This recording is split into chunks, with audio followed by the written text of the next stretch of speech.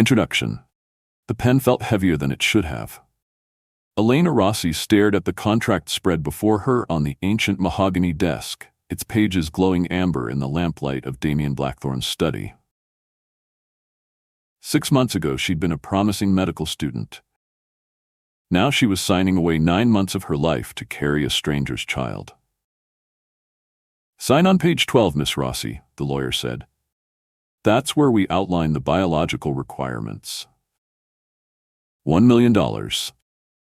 Enough to pay off her mother's medical debts and return to medical school. All she had to do was spend 9 months in this gothic fortress that felt more like a cathedral than a home." "Where is Mr. Blackthorn?" Elena asked, proud her voice remained steady. "Shouldn't he be here?" The lawyer and assistant exchanged an uncomfortable glance. "Mr. Blackthorn prefers privacy in his personal affairs. You'll be staying in the West Wing during the pregnancy. For your safety, you'll need to remain on the estate grounds." But Elena had learned that fairness was a luxury the desperate couldn't afford. She signed the final page. "Before we get deep into the story, please let me know in the comments where you're watching from. Hit subscribe if you're hooked in and ready to enjoy this story. Because tomorrow, I have another beautiful story to share with you, and I don't want you to miss it for anything." Now let's get into the story. Her room was beautiful in the way museums were beautiful, untouchable, perfect, cold. As Elena unpacked her single battered suitcase, thunder rolled across the estate. She moved to close the curtains and froze. There, in the gardens below, stood a figure dressed all in black. Even through the rain, his eyes caught the lightning, glowing amber like an animal's. Then he vanished into the darkness. By 7 p.m., restlessness drove her from her room. The mansion was a labyrinth of covered portraits and scratched doors. She found the library by accident, 2 stories of books including medical texts, genetic journals, and an entire section on mythology and curses. "Interesting choice for a man who values science," she murmured. "Mr. Blackthorn contains multitudes." Elena spun. An elderly woman stood in the doorway, bird-like with knowing eyes. "I'm Mrs. Chen. I manage the household." She pulled a leather-bound book from the shelf and pressed it into Elena's hands. "Did they tell you about the family history? The reason no Blackthorn woman has carried a child to term in 3 generations." Her gaze drifted to the windows. "Read this. Learn what you've walked into. And whatever you do, Miss Rossi, stay inside when the moon is full." "That's superstition," Elena said automatically. Mrs. Chen smiled sadly.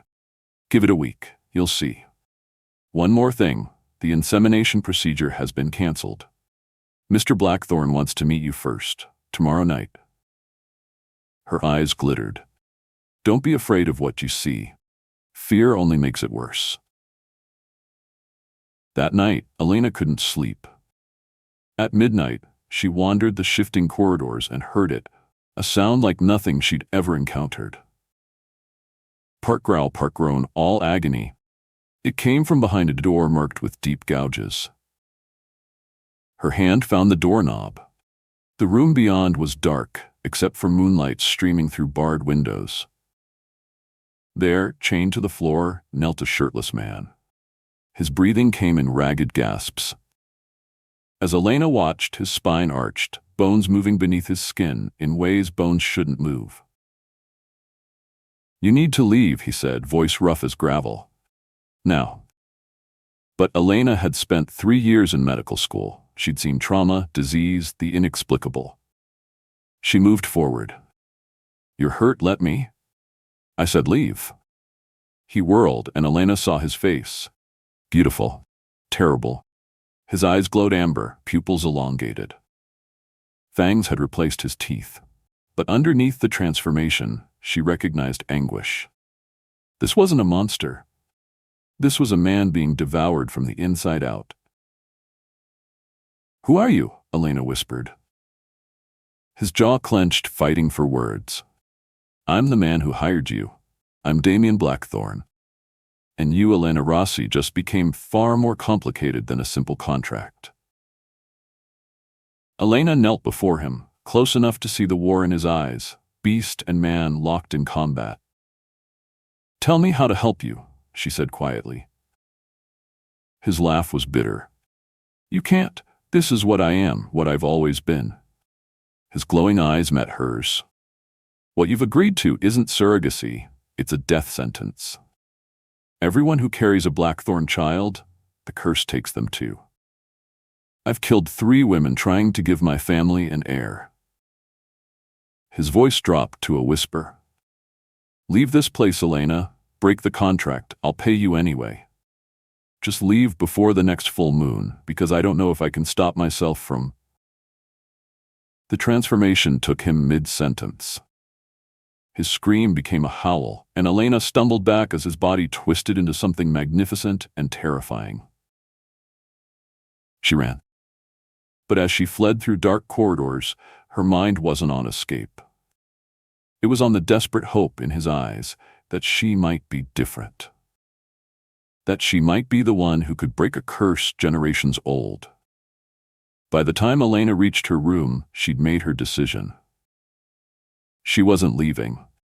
She was staying to solve this mystery, to understand this impossible man and his impossible curse. And maybe, just maybe, to save them both. After all, she'd signed up to give him an heir. The contract never specified she couldn't also give him a cure. Outside her window, the full moon blazed silver and cold, and somewhere in the depths of the estate, a beast howled its loneliness to the uncaring sky. Chapter 1: The Gilded Cage. The pregnancy test came back positive on a Tuesday. Elena sat in the estate's medical wing, because of course Damien Blackthorn had a private medical wing, and watched the doctor's carefully neutral expression as he confirmed what the blood work showed. Conception had occurred. She was carrying Damien Blackthorn's child. She hadn't seen Damien since that night. The night of chains and transformations and amber eyes that haunted her dreams. He'd vanished like smoke, leaving only Mrs. Chen's cryptic instructions and a revised contract slipped under her door. The terms had changed. Double the money, triple the restrictions. Congratulations, Miss Rossi, the doctor said, though his tone suggested condolences might be more appropriate. Mr. Blackthorn has requested you move to the primary guest suite immediately, for your comfort and safety. Safety. That word again, wielded like a weapon. The new suite was 3 times the size of her previous room, decorated in shades of cream and gold that belonged in a palace. A sitting room with a fireplace, a bathroom with a tub large enough to swim in, windows overlooking the east gardens fitted with locks on the inside. Elena noticed those locks immediately. She also noticed the windows wouldn't open more than 3 inches. Mr. Blackthorn has established some guidelines, the assistant said, appearing with a leather portfolio. She read from it like a judge pronouncing sentence. You are not to leave the estate grounds under any circumstances. All visitors must be approved 48 hours in advance, though Mr. Blackthorn strongly discourages visitors during the first trimester. The East Wing, West Tower, and basement levels are strictly off-limits. Off-limits, Elena repeated. In the house where I'm living. For your safety, the assistant said reflexively. You'll have access to the library, gym, pool, gardens, and main living areas. Chef will prepare anything you request. If you need anything else... My freedom? The assistant's expression hardened. You signed a contract, Miss Rossi. After she left, Elena stood in her gilded prison and felt the walls closing in. Everything she could want except the ability to leave. She pressed her palm against the window, watching groundskeepers work in the distance. Even they could leave at the end of the day. Admiring the view? Mrs. Chen had materialized in the doorway, silent as always. "Admiring my cage," Elena corrected. "Does he really think I'll just sit here for 9 months like some princess in a tower?" "Mr. Blackthorn thinks he's protecting you." Mrs. Chen moved to the window, her reflection ghostly in the glass. The last woman who carried a Blackthorn child tried to leave during her 5th month. She made it as far as the front gate before. She trailed off, shaking her head. Before what? Before the curse found her anyway. The old woman's eyes found Elena's.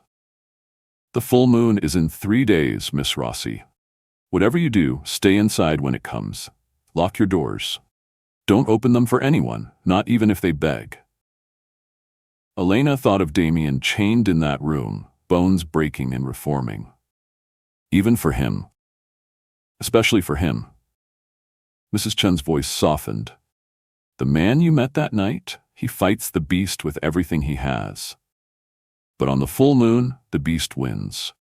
And it knows you're carrying his child now. It will want to protect you or claim you. I'm not sure even Mr. Blackthorn knows which." She left Elena with that chilling thought and a new deadbolt installed on the suite door. That night, Elena stood on her balcony, the 3 inches of open window allowing only the thinnest breeze, and watched the moon wax fuller in the sky. Somewhere in this mansion, Damien Blackthorn was preparing for his transformation. Somewhere in this gilded cage, a beast was counting down the hours until it could break free. And Elena, despite every rational thought, found herself wondering, when the full moon came, would she really be able to stay locked safely away? Or would she do what she'd done that first night, walk straight toward the danger to understand it? 3 days to find out. Chapter 2: The Forbidden Room. 3 weeks of captivity turned Elena's curiosity into obsession.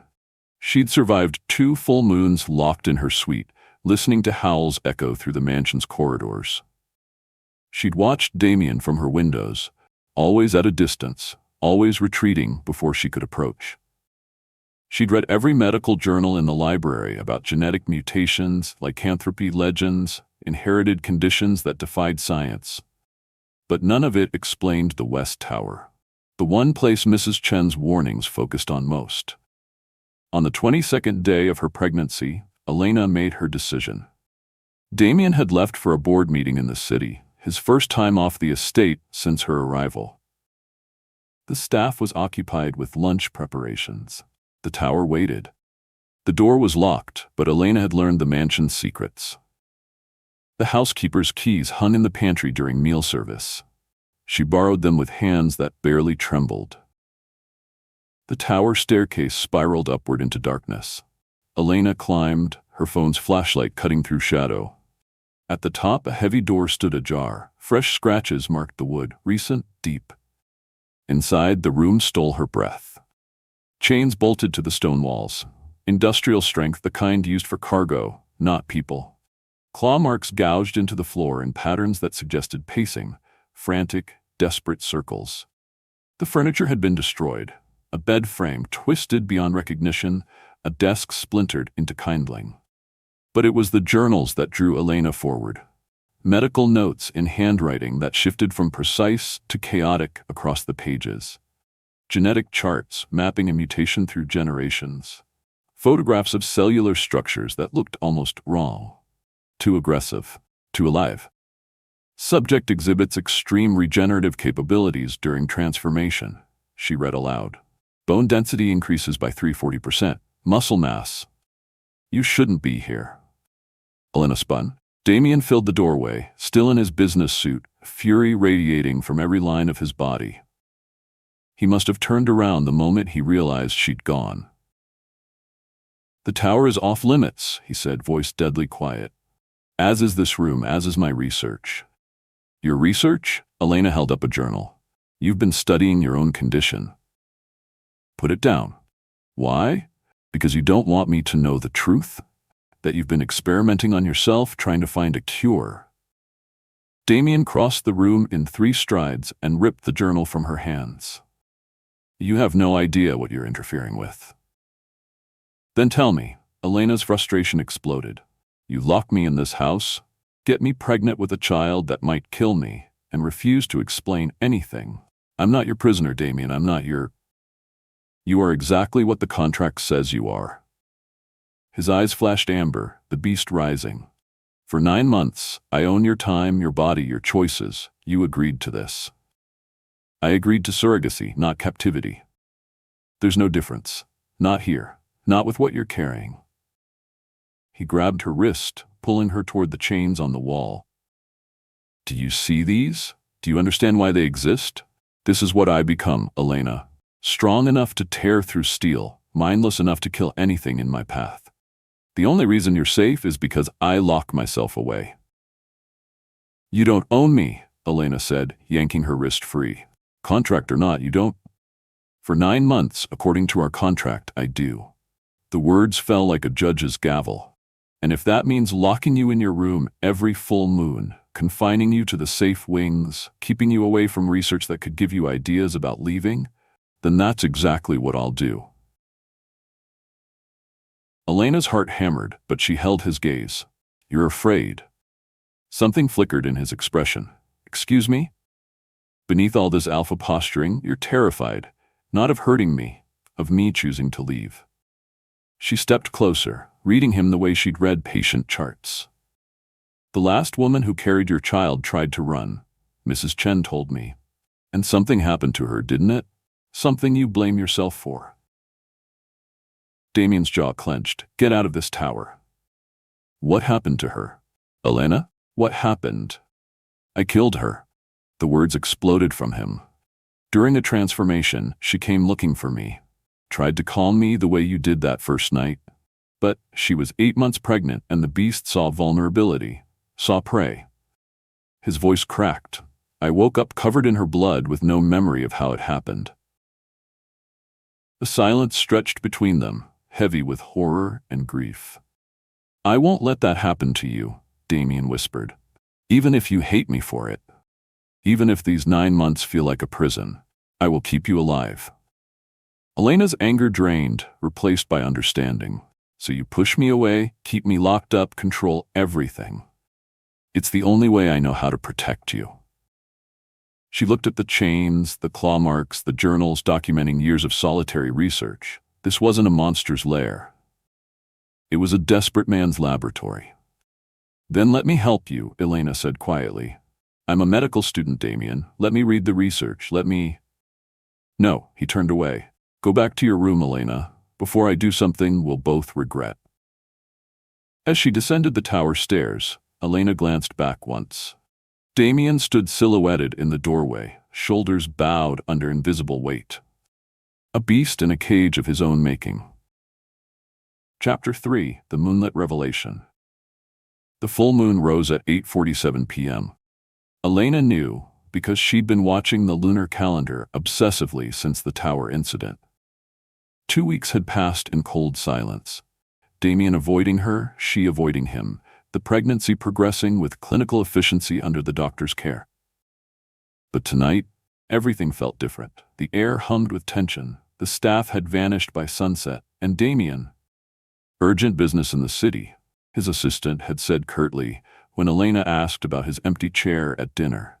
He won't return until morning. Please. Elena had seen his car in the garage, heard his footsteps in the corridor above her suite at 8:30, heavy and purposeful. Heading toward the east wing, toward the basement access she'd discovered on her unauthorized explorations.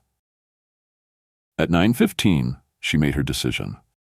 Mrs. Chen's warnings echoed in her mind as Elena crept through darkened hallways. Stay inside when the moon is full. Lock your doors. Don't open them for anyone. But the medical student in her needed to see, to understand, to witness what the journals only described in clinical terms. The basement door stood open. A mistake or an invitation? Elena descended into cool darkness, following the sound of chains rattling. At the bottom, a corridor stretched toward a reinforced steel door, the kind used in psychiatric facilities. Through the small window, amber light flickered. She peered through the glass and her breath caught. Damien knelt in the center of a concrete room, shirtless, already bound by chains attached to bolts in the floor and walls. But he was fighting them, muscles straining, breath coming in ragged gasps that bordered on snarls. As Elena watched, his spine arched violently. The sound of bones breaking and reforming filled the room. Wet, terrible, wrong. His shoulder blades shifted, threatening to split skin. His fingers elongated, nails darkening into claws that scraped against concrete. "No," he growled, voice distorting. "Not yet." Another spasm. His jaw cracked, reshaping. When he gasped, Elena saw fangs where human teeth had been. His eyes blazed amber, pupils contracting to vertical slits. This was worse than the first time. More complete, more terrifying, more beautiful in its horror. Elena's hand found the door handle without conscious thought. She needed to, what? Help him? Stop it? She didn't know, only that watching felt like abandonment. The door creaked. Damien's head snapped toward the sound with predatory speed. His glowing eyes found hers through the crack, and for one suspended moment, the transformation halted. Recognition flickered across his half-human, half-beast features. His lips shaped her name, though what emerged was more growl than word. "E." "Run," his human eyes begged. "Stay," his beast eyes commanded. "Damien," she whispered. Something shifted in his expression, longing so intense it bordered on pain. The chains rattled as he strained toward her, fighting the restraints. Not to attack, to reach. Then the moon's pull intensified. His back bowed, a scream tearing from his throat that became a howl. The transformation accelerated, bones snapping into new configurations, muscles bulking with impossible speed. But through it all, his eyes never left hers. Even as humanity drowned in the beast, some part of him remained locked on Elena. Memorizing her, claiming her, protecting her from himself. "Chain the door," he managed, the last words before his voice became pure animal. "Run." Elena stumbled backward as his body completed its change. The thing that had been Damien Blackthorn lunged against the chains with enough force to crack concrete. The howl that followed shook the basement walls. Up the stairs, down corridors, not stopping until she reached her suite and slammed the door. Her hands shook as she engaged the deadbolt, then shoved a chair under the handle for good measure. Outside, somewhere in the depths of the mansion, the beast howled again. The sound was rage and loneliness and hunger all twisted together. But beneath it all, Elena heard what no one else could. Recognition. The beast knew her scent now, knew she carried its child. And instead of terror, what flooded through Elena was understanding. Damien hadn't been pushing her away out of cruelty. He'd been protecting her from this, from a curse that turned him into something that could kill what it loved most. She pressed her hand to her still flat stomach, where their child grew. A child that might inherit this curse. A child that might transform just like its father. The medical journals in the tower suddenly made horrible sense. Damien wasn't just researching a cure for himself. He was desperately trying to save their baby from his fate. Elena slid down the door, listening to distant howls, and felt something shift in her chest. Not fear. Determination. If Damien Blackthorn thought he had to fight this curse alone, he was wrong. She was a medical student, a problem solver, a woman who'd already decided not to run. And she was going to save them both, even if she had to do it against his will. Chapter 4: The Investigation. The mansion's library became Elena's sanctuary and laboratory. For 3 days after the moonlit revelation, she buried herself in research. Medical journals from the 1800s describing inherited metamorphic conditions. Genetic studies tracking a mutation through the Blackthorn bloodline, a chromosomal abnormality on the X chromosome that caused catastrophic cellular instability during hormonal surges. Not magic, science wrapped in superstition. Subjects exhibit extreme regenerative capabilities and muscular hypertrophy triggered by lunar gravitational pull and cortisol spikes, she read from a journal dated 1952, written by Damien's grandfather. The condition appears to intensify with each generation. My son's transformations are more violent than mine ever were. God help his children. Elena traced the family tree sketched in the margin. Damien's grandfather. His father, Damien himself. And beside Damien's name, a question mark for potential offspring. Their child. She found the answer in a locked drawer. Mrs. Chen had left the key on Elena's breakfast tray. A silent offering. Inside, medical records spanning decades. Margaret Blackthorn, deceased. Cause of death, catastrophic hemorrhaging during childbirth. Infant deceased. The transformation triggered by labor stress proved fatal for both mother and child. Margaret, Damien's mother. Elena's hands trembled as she read the autopsy report. The baby had begun to transform in utero during the final stages of labor, claws tearing through the uterine wall. Margaret had bled out before they could save either of them. Damien had been 12 years old. So he's not just afraid of hurting me during a transformation, Elena whispered to the empty library. He's terrified pregnancy itself will trigger the curse in our baby. Her phone buzzed, jarring her from the horror. An unknown number. Miss Rossi, this is Sienna Chen. We need to talk about Damien Blackthorn. Elena stared at the message. Chen, Mrs. Chen's granddaughter? She opened her laptop and searched the name. The results were immediate. Dozens of tabloid photos from 3 years ago. Sienna Chen, elegant and poised in designer gowns, always on Damien's arm at galas and charity events. The headlines called her Blackthorn's mystery girlfriend and speculated about engagement rings. Then, abruptly, nothing. Sienna had disappeared from Damien's life without explanation. Elena's phone buzzed again. I know you're pregnant with his child. I know he's keeping you locked in that house. I was you once, Elena. Please, let me help you before it's too late. Every instinct screamed trap. But Elena was alone in this mansion with only a housekeeper's cryptic warnings and a man who wouldn't speak to her. The desire for an ally, for another woman who might understand, was overwhelming. She typed, "What happened between you and Damien?" The response came immediately. "Can we meet? There are things you need to know that he'll never tell you. Things about what he's capable of." Elena's finger hovered over the keyboard. Mrs. Chen had warned her about the transformation. The journals documented the deaths. But no one had explained why Damien's previous relationship had ended so abruptly. "I can't leave the estate," Elena typed. "I know. I'll come to you. Tomorrow, 2 p.m., there's a garden gate on the east side. I still have the code." Of course she did.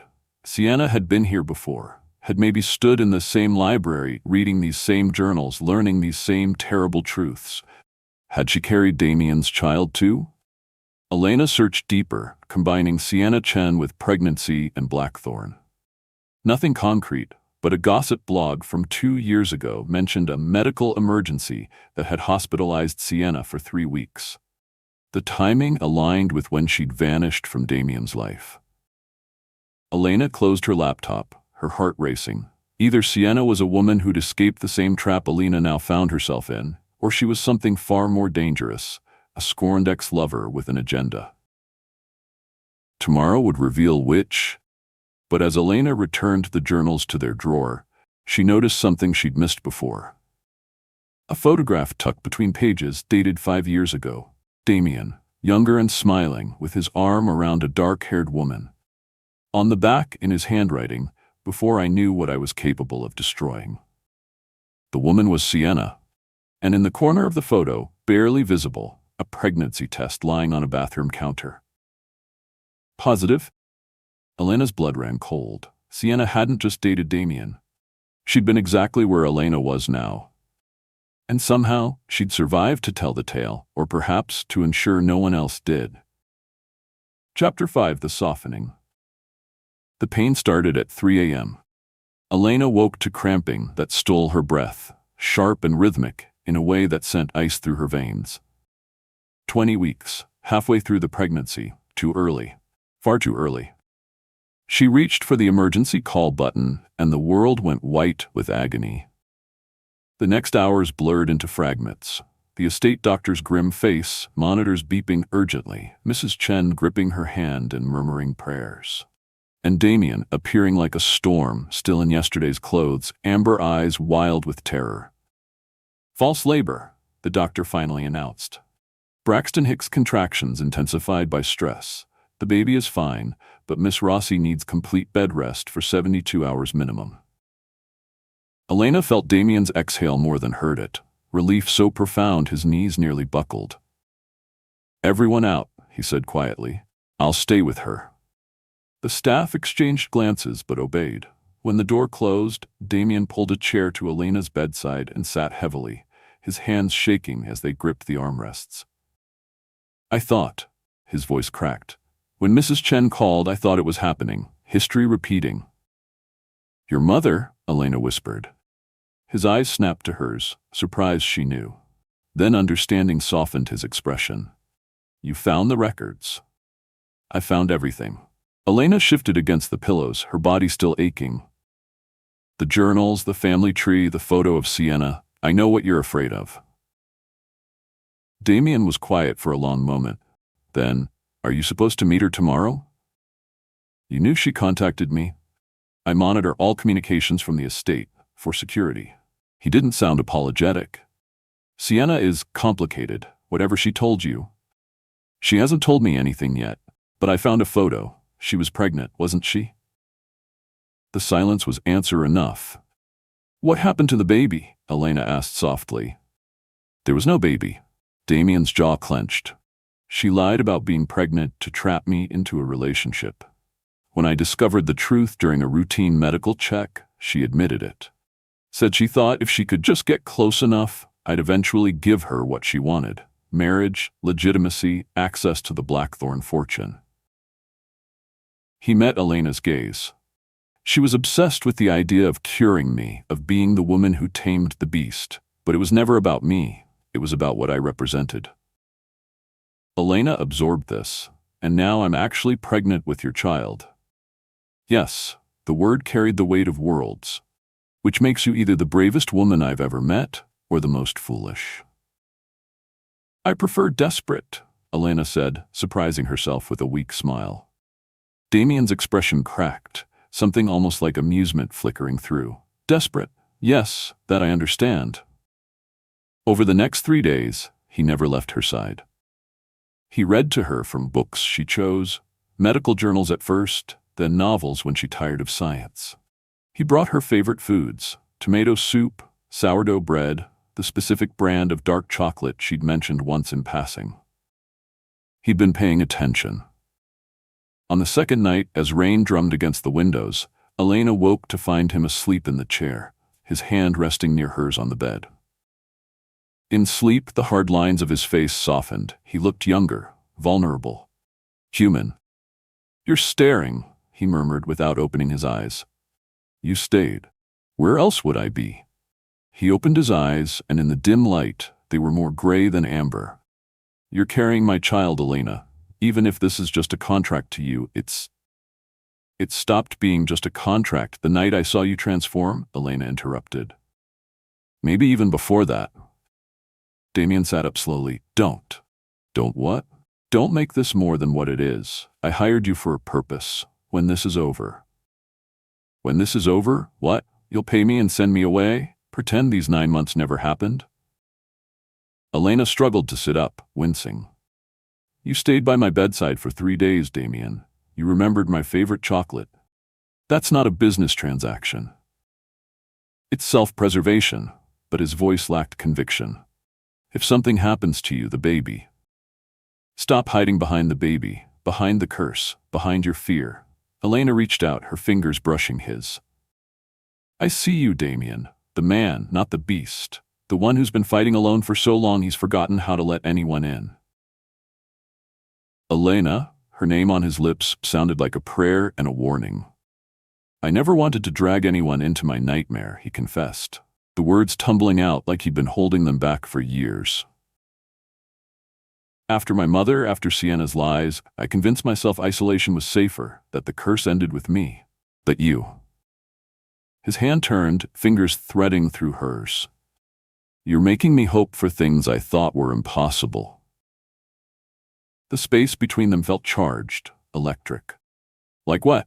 Elena whispered. Like maybe the baby won't inherit the curse. Like maybe I won't destroy everything I touch. Like maybe, he stopped, his gaze dropping to their joined hands. Like maybe I don't have to be alone anymore. Elena pulled him closer, ignoring her body's protests. You don't. When Damien kissed her, it was tender and desperate and forbidden all at once. A man drowning and finding air. Elena kissed him back, tasting hope and fear and something deeper that neither of them dared name. When they broke apart, both breathing hard, Damien pressed his forehead to hers. This is a terrible idea, he whispered. The worst, Elena agreed, but neither of them pulled away. And somewhere in her chest, beneath the fear and the contract and the impossible situation, Elena felt something shift and settle. She was falling for Damien Blackthorn, and that terrified her more than any curse ever could. Chapter 6: The Conspiracy Unveiled. Sienna arrived at exactly 2 p.m., dressed like she was attending a gallery opening rather than a clandestine meeting. Cream silk blouse, tailored slacks, pearls that probably cost more than Elena's entire education. Elena, she smiled, warm and sympathetic, as Mrs. Chen reluctantly led her to the sunroom. Thank you for seeing me. I know this must be confusing. Confusing is one word for it. Elena remained seated, still on modified bed rest. Damien told me about the fake pregnancy. Sienna's smile didn't waver. Of course he did. And did he tell you why I lied? That I was so desperate to save him from himself that I thought a child might anchor his humanity. That's not love, that's manipulation. And what do you call what he's doing to you? Sienna sat without invitation, crossing her legs elegantly. Locking you in this house, controlling your every move, risking your life for an heir that might kill you during birth, just like it killed his mother? The words hit like physical blows. Elena's hand moved protectively to her stomach, now showing a small curve at 21 weeks. He's trying to protect me. He's trying to protect himself. Sienna leaned forward, her expression earnest. Elena, I've known Damien for 5 years. I've seen what the curse does to him, to everyone around him. You think you're special? That you're different from the others? You're not. You're just the latest woman desperate enough to sign his contract. Then why are you here? Because unlike Damien, I actually care about what happens to you. Sienna pulled out her phone, showing Elena a document. My half-brother, Marcus, is Damien's legitimate heir if something happens to Damien or if the board deems him unfit to lead. He's offering you a way out, full custody of the baby, a $50 million settlement, and protection from the Blackthorn family's curse. All you have to do is testify that Damien is mentally unstable. Elena stared at the contract, her mind racing. You want me to betray him. I want you to save yourself and your baby. Sienna's voice softened. The next full moon could be the one where he loses control completely. The pregnancy is making his transformations worse. Didn't you notice? He's barely holding on, Elena. When he snaps, you'll be the closest target. Get out. Elena. I said get out. Elena stood, her voice shaking with fury. I don't know what game you and Marcus are playing, but I'm not interested. Sienna's sympathetic mask cracked. You're making a mistake. Maybe, but it's my mistake to make. After Sienna left, Elena's hands trembled with adrenaline. She'd made an enemy today, she was certain of it, but she'd also chosen a side. That night, unable to sleep, Elena noticed it, a tiny red light blinking from inside her bookshelf. She pulled books aside and found it, a camera, professionally hidden, its lens pointed directly at her bed. Ice flooded her veins. She searched the room methodically and found 2 more, one in the bathroom, one angled toward her desk where Damien's medical journals lay open. Sienna, it had to be. Elena grabbed her phone to call Damien, then stopped. If there were cameras in her room, there might be audio devices too. Instead, she left the cameras where they were and went hunting. She found Mrs. Chen in the kitchen. How long has Sienna had access to the estate? The old woman's face paled. What did you find? Cameras in my room. How long? She visited 3 times before you arrived. Said she was collecting her things after the breakup. I should have watched her more carefully. Elena was already moving. If Sienna had planted cameras in her room, she'd planted them everywhere, including the tower. Elena took the stairs 2 at a time, ignoring the bed rest orders. In Damien's research room, she found them. 4 cameras positioned to capture every angle of his transformations. Looking for these? Elena spun. Sienna stood in the doorway, her earlier elegance replaced with cold calculation. You've been recording him, Elena said, gathering evidence for Marcus. Gathering truth. The board needs to see what Damien really is, a monster who can't control himself. Marcus will be a far more stable CEO. Sienna stepped closer. You could have walked away rich and free, Elena. Now you're just another obstacle. You never loved him. You just wanted to own him. Sienna's laugh was bitter. I've loved Damien Blackthorn since I was 23 years old.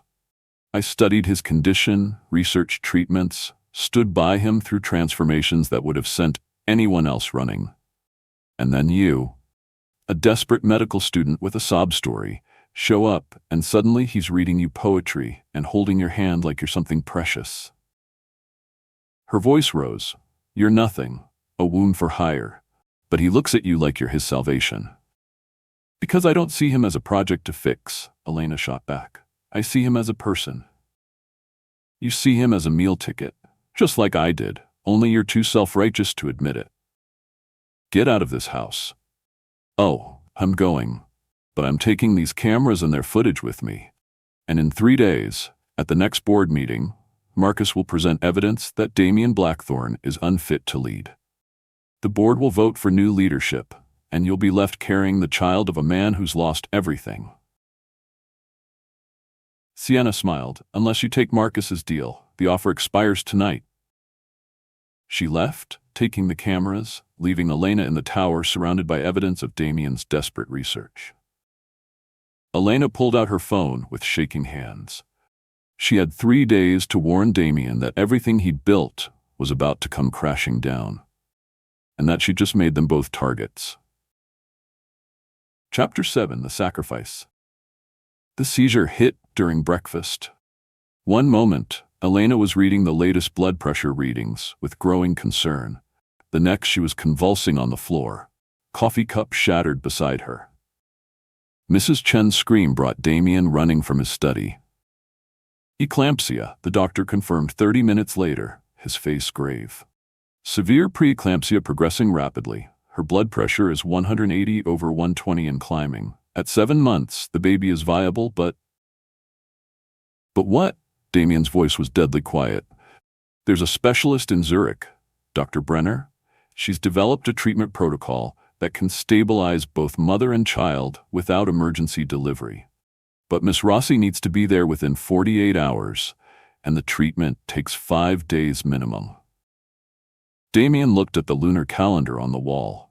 The full moon rose in 60 hours. No, he said flatly, find another option. There is no other option. The doctor held his ground. Without treatment, Elena will have a massive stroke within the week. The baby won't survive it. Elena, conscious now but weak, gripped Damien's hand. Send me with your security team. You stay here where it's safe. Absolutely not. His eyes flashed amber.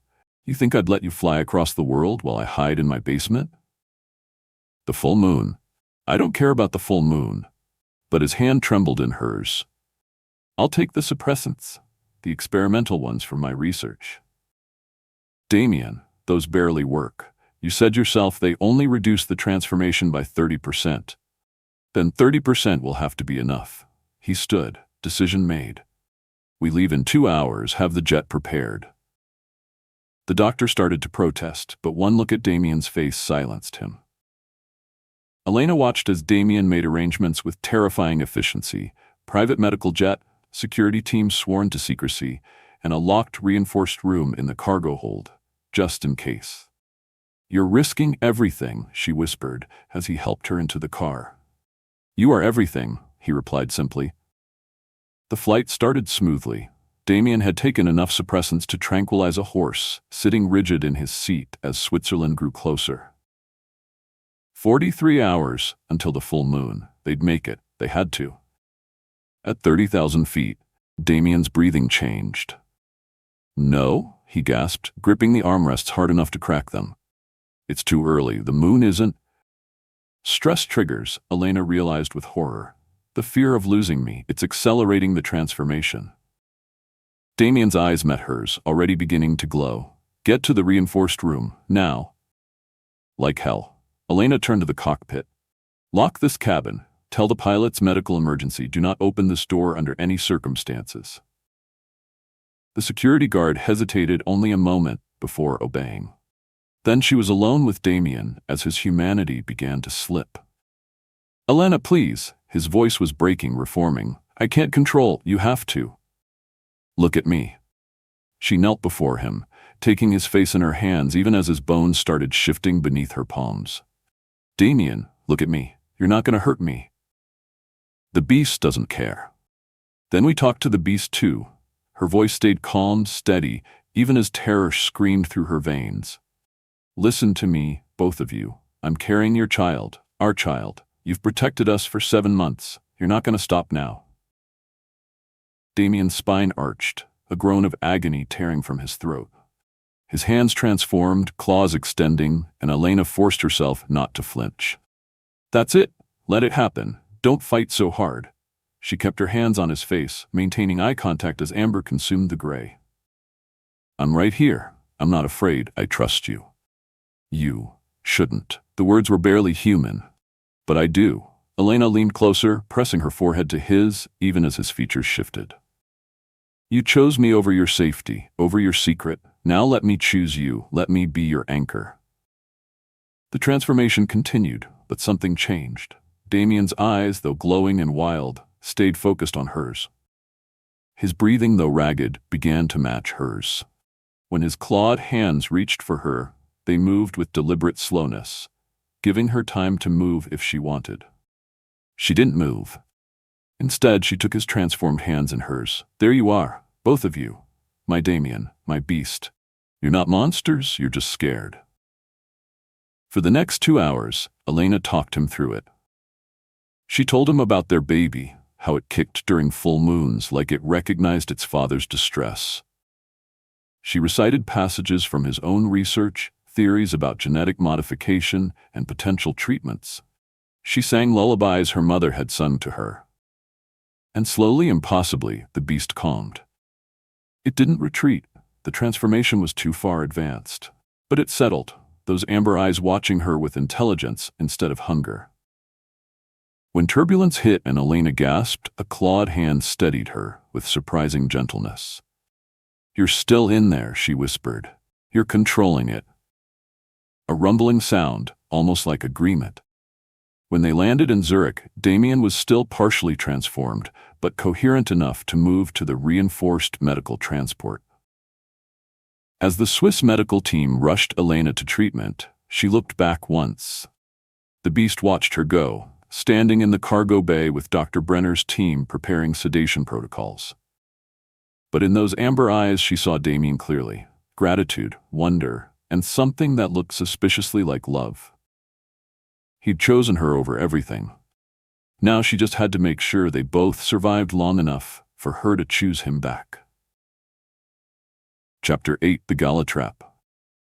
Elena woke to darkness and the smell of expensive cologne she didn't recognize. Her head throbbed. The last thing she remembered was leaving her hospital room in Zurich for a routine ultrasound. Someone had been waiting in the corridor, a cloth over her mouth, then nothing.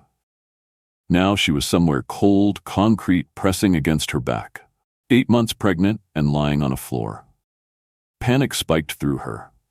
"The baby," she gasped, hands flying to her stomach. "Still alive, for now." Marcus Blackthorn stepped into the dim light, immaculate in a tuxedo. We need you healthy for the cameras, after all. Marcus. Elena struggled to sit up, her vision swimming. What did you do? What I should have done months ago, taken control. He checked his watch. In approximately 15 minutes, the Blackthorn Industries emergency board meeting begins. I'll present evidence of my dear brother's condition. The board will vote him unfit, and Damien, being Damien, will try to send lawyers instead of showing up himself. Because it's the full moon, Elena realized with horror. Exactly, which is where you come in. Marcus held up his phone, showing her a video feed. A ballroom packed with board members, investors, and Elena's stomach dropped, news cameras.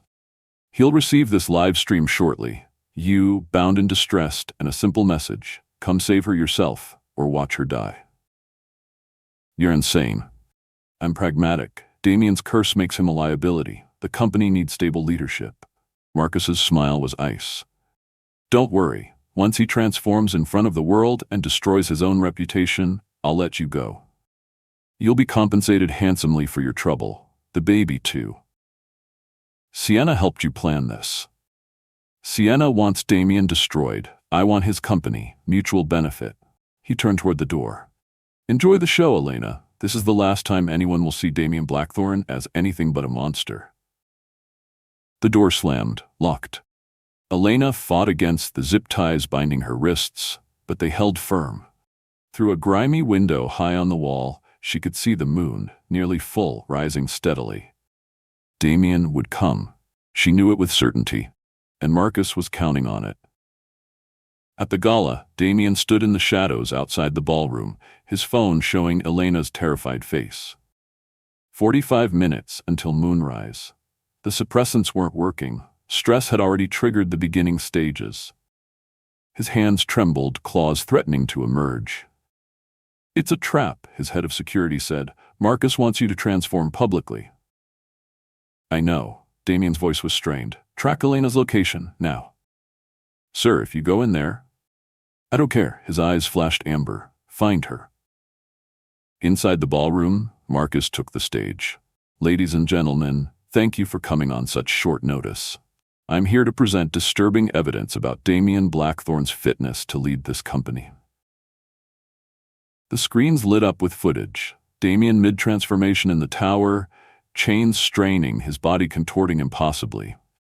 Gasps rippled through the crowd. Cameras flashed. A genetic condition, Marcus explained smoothly, that causes violent, uncontrollable episodes. As you can see, my brother is not the stable leader Blackthorn Industries requires. That footage was obtained illegally. Damien's voice cut through the chaos as he strode into the ballroom. Every eye turned to him. Corporate espionage, breaking and entering, violations of medical privacy.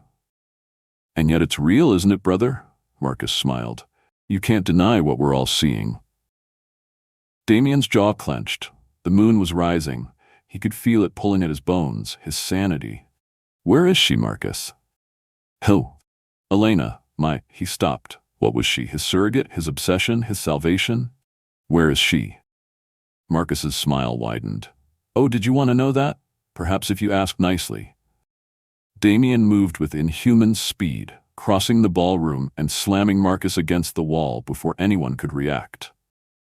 Security rushed forward, but one look at Damien's glowing eyes froze them. Last chance, Damien growled, his voice already changing. Where? His phone buzzed. A location pin. Warehouse district 3 miles away. You have 20 minutes before I kill her, Marcus whispered. But you'll never make it there and back before the transformation completes. So choose, brother. Save your company's reputation, or save your surrogate. You can't have both. Damien released him and ran. He made it to his car before the first bone broke. Drove through the transformation as his body betrayed him, fighting for control with every mile. The warehouse came into view as his vision shifted, colors bleeding into thermal signatures. Elena. He could smell her fear, her determination, the baby's heartbeat rapid with distress. The beast took over completely as he crashed through the warehouse door. Marcus's hired security opened fire. Bullets tore through Damien's shoulder, his leg, his chest, and the wounds sealed almost immediately, the curse's regeneration in overdrive. He moved through them like a storm, not killing but incapacitating, driven by a single purpose. Elena. He found her in a locked room, bound and terrified but alive. When she saw him, fully transformed, covered in blood, more monster than man, she didn't scream. "Damien," she breathed, "I knew you'd come." The beast's clawed hands made short work of her restraints. When she stumbled, he caught her, cradling her pregnant form against his chest with a gentleness that contradicted his appearance. Outside, news helicopters circled. Marcus had ensured the world would watch. And watch they did, as the beast carried Elena from the warehouse. As she wrapped her arms around his neck, pressing close instead of fighting. As she whispered words only he could hear, "Take me home, both of us, take us home."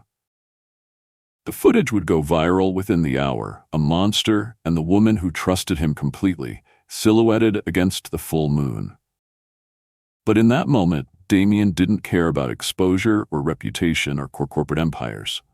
He had saved what mattered most. Everything else could burn. Chapter 9, The Truth Shall Set You Free. The contractions started in the helicopter. "No," Elena gasped, gripping Damien's transformed arm as pain lanced through her abdomen. "Not now, it's too early." But her body disagreed. 8 months and 2 weeks. The baby was coming.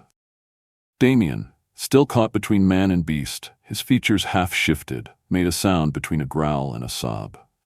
Through the windows, news helicopters paced them, cameras trained on the impossible scene, a monster cradling a pregnant woman in labor. "Hospital," he managed, the word barely human, now. They landed on the hospital roof to chaos. Medical staff frozen in fear at Damien's appearance. Security reaching for weapons. Elena, seized by another contraction, screamed, and the beast's roar silenced everyone. "Help her," Damien snarled, "or I tear this building apart." Dr. Brenner pushed through the crowd, the only one unfazed. "Get her to delivery. You," she pointed at Damien. "You're staying with her. I don't care what you look like." The delivery room became a surreal tableau. Elena on the bed, Damien at her side, still partially transformed, medical staff working around a creature from nightmares. Outside, news helicopters broadcasted every moment to a world watching in horror and fascination. "I can't do this," Elena sobbed as another contraction hit. "Damien, I can't." His clawed hand found hers, gentle despite its appearance. "You can. You're the strongest person I know." "Your mother?" "You're not my mother, you're Elena, you're my—" His voice cracked. "You're everything, and you're gonna survive this, both of you." Hours blurred together. Pain and pressure, and Damien's constant presence, his voice talking her through each contraction even as his transformation slowly began to recede. As the moon set and dawn approached, his humanity fought its way back. But it was Elena's voice that cut through the chaos. "Give me a camera," she gasped between contractions. "What?" Dr. Brenner looked incredulous. "Those helicopters outside, they're broadcasting this. Let me talk to them." Elena's jaw set with determination. "Someone give me a camera, now." A nurse hesitantly held up a phone, connecting it to the live feeds. Elena looked directly into the lens, her face streaked with tears and sweat. "My name is Elena Rossi, and I need you all to listen." Across the world, millions stopped to watch. "The man you see beside me is Damien Blackthorn. Yes, what you've witnessed is real. He has a rare genetic condition that causes temporary physical transformations. It's not a curse, it's not magic. It's a chromosomal abnormality his family has carried for generations." She gripped his hand tighter as another contraction hit, breathing through it before continuing. "Tonight, his half-brother Marcus kidnapped me to force Damien to transform publicly. Marcus wanted to steal his company by destroying his reputation, but Damien chose to save me anyway, knowing it would cost him everything." The camera stayed focused on her face, on Damien's transformed hand holding hers. "He risked his life, his career, his secret, all for me and our baby. That's not a monster. That's a man who loves fiercely and protects what matters most. Elena's voice strengthened. So before you judge him, before you call him a beast or a freak, remember this. When I was dying, he didn't hesitate. When I was in danger, he didn't hide. He transformed in front of the entire world because saving me mattered more than saving himself. Tears streamed down her face. I love him. I love this complicated, impossible, beautiful man. And I'm asking you, all of you, to see what I see. Not a monster. Just someone who's been fighting his whole life to protect people from himself. Someone who deserves compassion, not fear. Another contraction stronger. Dr. Brenner moved into position. Elena, it's time. You need to push. Elena looked at Damien, his features now mostly human, amber eyes wet with tears. I love you, she said. No contract, no conditions, just... I love you, he interrupted, his voice fully his own again. I love you, Elena. I've loved you since you refused to run that first night, since you chose to stay, since you made me believe I could be more than this curse. Then help me bring our daughter into the world. 40 minutes later, Elena Rossi Blackthorn entered the world screaming. Perfect, healthy human. Dr. Brenner's genetic tests confirmed it immediately. No mutation, no curse. Just a beautiful baby girl with her mother's dark hair and her father's sharp features. Damien held his daughter with trembling hands, amber eyes wide with wonder. She's perfect, Elena whispered, just like her father. Outside, the media narrative had already shifted. Videos of Elena's speech went viral. Marcus was arrested for kidnapping within hours. Sienna named as an accomplice. The public, moved by Elena's defense, rallied around Damien. Medical experts appeared on news programs explaining genetic conditions, demanding privacy for the Blackthorn family. The board of directors issued a statement supporting Damien, condemning Marcus's conspiracy. But Damien barely noticed. 3 months later, in the estate gardens where Elena had once felt imprisoned, Damien knelt in the grass while Luna slept in her mother's arms. I know we already did this once, he said, pulling out a ring, simple, elegant, nothing like the cold contract that had started this. But that was a transaction. This is a choice. Elena's breath caught. Marry me, Elena, not because a contract says so. Not because you're carrying my child, because you already gave me the greatest gift by bringing Luna into this world. Marry me because I love you, because you saw a beast and chose to love the man inside. Because I want to choose you every single day for the rest of my life. Yes, Elena whispered, yes, 1,000 times yes. As he slipped the ring on her finger, Luna stirred, making small sounds. Damien gathered both of them into his arms, and Elena felt it, the rightness of this moment. The beast had been real, the curse had been real, the danger had been real. But so was this, love that had transformed them both. In the golden afternoon light, Damien looked at his daughter, then at Elena, his amber eyes full of wonder and hope and a future he'd never dared imagine. No more contracts, he murmured. No more cages, Elena agreed. Just us? And somewhere in the mansion behind them, Mrs. Chen smiled and locked away the chains for the last time. The beast had finally found his peace. Not through a cure, but through being loved, completely, impossibly, perfectly, just as he was. The end.